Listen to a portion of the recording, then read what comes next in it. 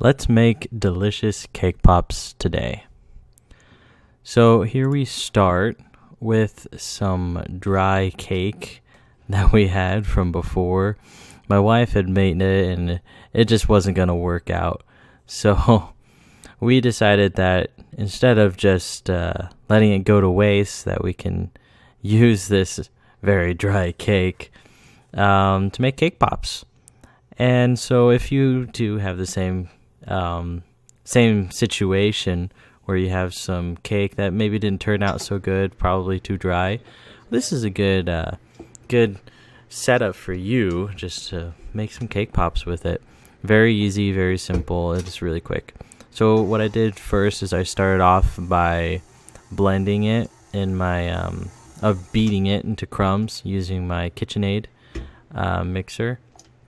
I started with my hands at first, but once I got it down to pretty small chunks and very crummy, I used this icing that you just get from the store. It's really, really cheap. It's like $1, I think.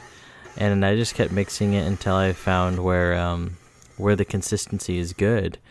It needs to be able to roll into a decent ball.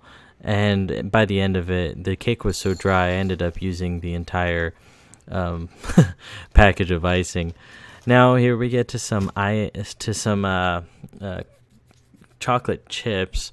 It's pretty simple. All I wanted to do was to have a nice hard chocolate coating. There's the dog. A nice hard chocolate coating on the outside of these cake pops. So I rolled them up by hand. You don't have to. You can use like a spoon or something, but I think you get the best shape by doing this. And then all you have to do is let's see, roll them all up each bit by bit. They should be pretty sweet. Mine was really sweet how it ended up, but that's my bad. The cake was just so dry I had to use the whole thing of icing. So melt your chocolate chips. I just decided to melt it in the microwave. I'm sure there's better ways to do it, like a double boiler.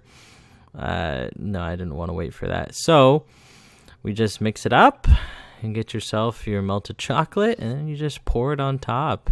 Drizzle it, and put it on as much as you like. It looks pretty good. I mean, it tasted great. That's really what matters, is have some good flavor. And if the flavor you're looking for is just, sweet, then this should take care of your cravings. The cake mixture, you can make your own cake mixture, or you can use the cake batter out of the box. Oh gosh, that works too. Whichever you prefer when you're making this on your own.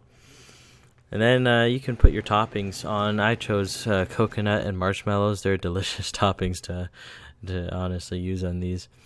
And there you go. It's pretty simple. All you have to do is just follow those steps. There's basically 3 ingredients. It's hardly anything. And you got yourself some delicious cake pops and type 2 diabetes. Thanks for watching. Bye. Don't forget to subscribe.